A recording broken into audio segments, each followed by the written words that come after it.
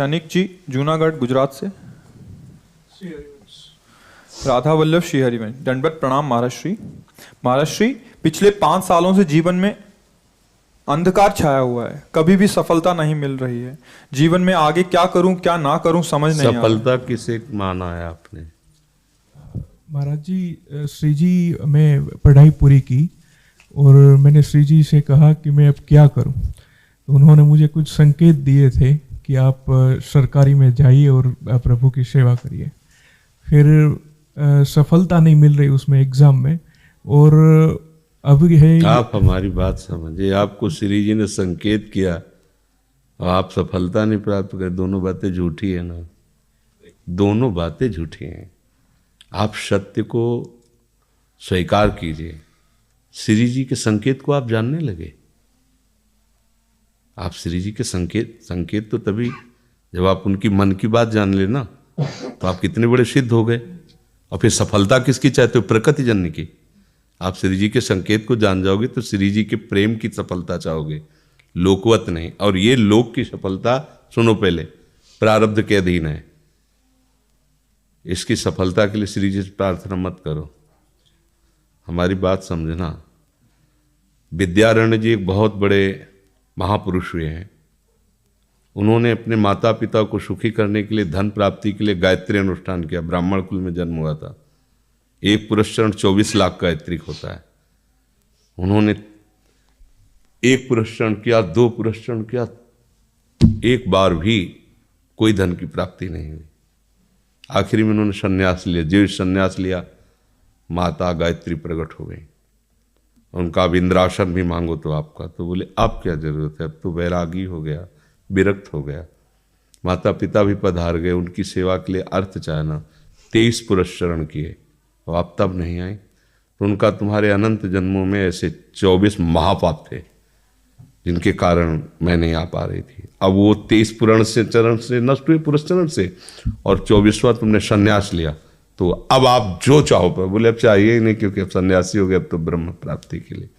तो इससे आभास होता है कि अगर हमारा बुरा प्रारब्ध है तो हमको भोगना पड़ेगा।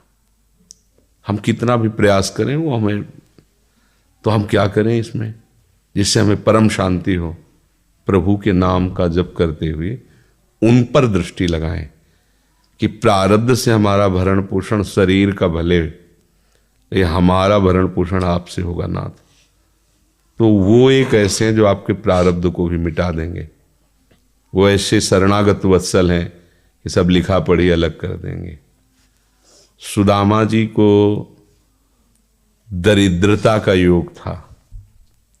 ऐसी दरिद्रता, कई कई दिन तक भिक्षा नहीं मिलती थी। ये जितने भी चरित्र हमारे लिए उदाहरण है। मांगने जाते थे तो मांगने से भी नहीं मिलता था, कई कई दिन।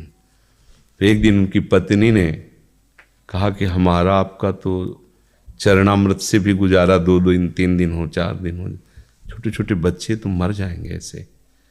कुछ तो उनका श्री कृष्ण के सिवा हमारा कोई नहीं। अब हम क्या कर सकते हैं? प्रारब्ध जब बिगड़ता है ना, वो कोई सफलता नहीं होने देता। तो एक दिन श्री रुक्मिणी जी प्रसाद ठाकुर जी को भोग पा रही थी, प्रभु ऐसे रोक दिया, उदास हो गए। तो उनका, प्रभु ऐसी स्थिति हमने जब जब आपकी देखी, तो किसी भक्त को जब कष्ट होता है तब आपको ऐसे देखा है। कौन सा भक्त है और क्या कष्ट है? तो का एक सुदामा नाम के हमारे मित्र हैं, कई दिन से भोजन भी उनको, प्रभु आपके मित्र और मैं आपकी दासी, महालक्ष्मी का अवतार रुक्मिणी, आप हुक्म कीजिए, लोक लोक की संपत्ति वहां। बोले उसको चाह नहीं है, हमारे मित्र को चाह नहीं है, और चाह ना होने पर हम विवश हैं। अगर वो चाह कर ले तो सारी व्यवस्था हो जाए। तो बोले पैदा करो जाके चाह। बोले उनके हृदय में तो नहीं पैदा कर सकते, हम भी, क्योंकि जिस हृदय में भगवान का आश्रय और निरंतर चिंतन है, वहां माया की चाह नहीं होती। बोले उनकी पत्नी के हृदय में, बोले प्रयास करते हैं जाके। भगवान संत वेश में गए, भिक्षाम दे, वो निकली। अतिथि का सत्कार करना गृहस्थ का धर्म होता है। हाथ जोड़ा और कहा हम असमर्थ हैं, आपको भिक्षा नहीं दे सकते। क्यों? बोले हम अपवित्र हैं, हमारे ऊपर सूतक लगा हुआ है। किस बात का सूतक? हमने एक पुत्र जन्मा है। तो ठीक है, हम 10-12 दिन बाद आ जाएंगे। बोले नहीं, आजीवन अपवित्र रहेंगे। तो ऐसा कौन सा? बोले दरिद्रता रूपी। विद्वान की पत्नी है तो ऐसे उनका दरिद्रता रूपी पुत्र का जन्म, अर्थात सीधे कि मैं नहीं दे सकती या देने योग्य नहीं, ऐसा न कहीं कहा, मैं अपवित्र हूं। तो उनका दरिद्र कैसे हो सकती हो? जिनके पति के मित्र द्वारिकाधीश भगवान श्री कृष्ण है, वो दरिद्र कैसे हो सकता है? एक बार कहो ना अपने पति से। चले गए। जो सुदामा जी आए तो उन्होंने कहा कि देखो, आज एक अतिथि आए थे, उनको मैं कुछ नहीं दे पाई, मुझे बहुत कष्ट है कि मेरे पुत्र और आए हुए अतिथि का भी हम स्वागत नहीं कर सकती, उनका भरण। आपके मित्र द्वारिकाधीश प्रभु श्री कृष्ण है। सुदामा जी ने कहा, बोले चले जाओ ना, वो कुछ न कुछ सहयोग कर देंगे। तो बोले हम ऐसे मित्र नहीं बनाए कि वो हमारा सहयोग करें, कभी नहीं, मर जाऊंगा, पर उनसे ये नहीं कहूँगा कि आप हमारा। बोले मत कहना, दर्शन के लिए तो चले जाओ, वो सुना है इतने उदार हैं कि वो जाने पर ही दे देंगे। सुदामा जी ने कहा दर्शन के लिए तो जा सकते हैं, बहुत दिन हो गए, ठीक है, पर मित्र के पास जाए तो कुछ लेके जाना चाहिए, मेरे पास तो कुछ नहीं ना। पड़ोस में जैसे किसी से मांगने गई तो, अरे समय जब बिगड़ता कोई नहीं होता साथ। एक ने थोड़ी उदारता दिखाई तो चावल पछोरने पर जो आगे कणका होते चावल के, जो प्राय वो लिए सुदामा जी ने कहा हमारे प्रभु भाव के भूखे हैं, कुछ ले जाएंगे, खाली हाथ तो नहीं है। पोट्री में सारांश में बता रहे हैं, द्वारपालों ने देखा कि हड्डी हड्डी शरीर में कई जगह से फटे वस्त्र, बेवाई फटी हुई, मतलब दिखाई दे रहा था दरिद्रता की मूर्ति है। तो उनका किससे मिलना है तुमको? तो उनका श्री कृष्ण से। बोले संभाल के बोलो, क्योंकि पार्षद है, अनंत कोट ब्रह्मांडों के नायक प्रभु के ऐसे बोले कोई श्री कृष्ण, कोई ऐसे गली आए, उनका जाके तो तुम बोलो ना, श्री कृष्ण से जाके कह दो कि एक सुदामा नाम के ब्राह्मण आए हुए हैं। पार्षद प्रभु बड़ा अजीब आदमी है, आपका नाम बिना किसी सभ्यता के ले रहा है। वो कह रहा श्री कृष्ण से कह, सुदामा कूद पड़े, भगवान दौड़े। वो पार्षद, वो सब की ब्रह्मा जी शंकर जी आते हैं तो वहां खड़े रहते हैं घंटों, भगवान ऐसे भागे जाके।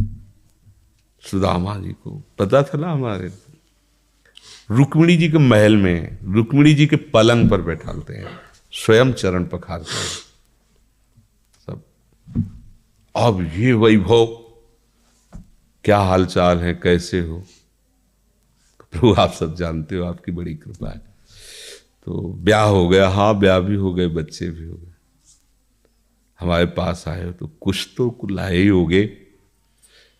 अब वो सड़े से कपड़े में चावल, कैसे बड़ी बड़ी वो वैभव, महारानियां सब भगवान का। चुप ऐसे बोले, देखो फिर चूक कर रहे हो, हमारे हिस्से की चोरी पहले की थी और फिर चूक कर रहे हो। और उन्हें हिम्मत नहीं पड़ रही थी, इतने महामहिम प्रभु को कैसे हो तंदुर। भगवान ने ऐसे छीला, ओहो आज तक मुझे ऐसा स्वाद नहीं मिला। भगवान बड़ाई कर रहे, देखो रुक्मिणी जी की आंखों में आंसू आ गया उधर से। भगवान पकड़ लिया हाथ, बस प्रभु हम आपके सिवा नहीं रह सकती। और भगवान तो सुदामा जी का स्वागत समान कुछ दिन, अच्छे कपड़े पहनाए।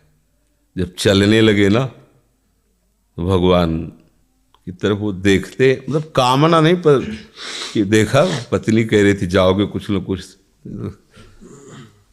चले प्रभु, हाँ ठीक, इधर से ऐसे चले जाना, हाथ भी खाली। प्रभु ने कहा देखो ये कपड़े जो है ना महंगे हैं, रास्ते में तुम्हें चोर बदमाश, तुम अपनी पोशाक पहने इनको उतार दो। बोले बड़ी कृपा, कपड़े भी उतार दिए और रास्ते में सोचे देखो निगेटिवली सोच रहे, मेरे श्री कृष्ण मुझे कितना प्यार करते हैं। उन्होंने इसीलिए नहीं दिया कि दरिद्र कहीं संपत्ति पाकर मतवाला होकर मुझे भूल न जाए। मुझे कितना प्यार करते हैं, प्रभु के प्यार में मगन होकर सुदामा पूरी खड़ी जैसे द्वारिका। तो उनको भ्रम हुआ कि मुझे लगता है चलते चलते मैं पुनः द्वारिका आ गया। तो वहां पूछ रहे हैं कि ये किसका है। भगवान के पास विधाता है, उनका प्रभु ये तो गलत हो गया, इनके भाग्य में हमने लिखा था क्षय श्री, ऐश्वर्य का नाश, जीवन में नहीं ऐश्वर्य, क्षय श्री। भगवान ने उसका उल्टा कर दिया यक्ष श्री।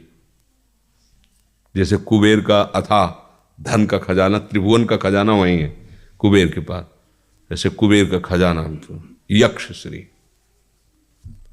तो कहा प्रभु, तो उनका इन्होंने एक पुण्य किया है, अनंत ब्रह्मांडों के समस्त जीवों को तृप्त कर दिया है। प्रभु खुद को खाने को नहीं तृप्त, बोले मेरे रोम रोम में करोड़ करोड़ ब्रह्मांड वास करते हैं और इनके तंदुलों से मैं तृप्त हो गया। अनंत ब्रह्मांडों का भंडारा हो गया, उसका जो पुण्य होता है लिख दो इनके भाग्य में। अब किसी की चलेगी प्रभु के आगे।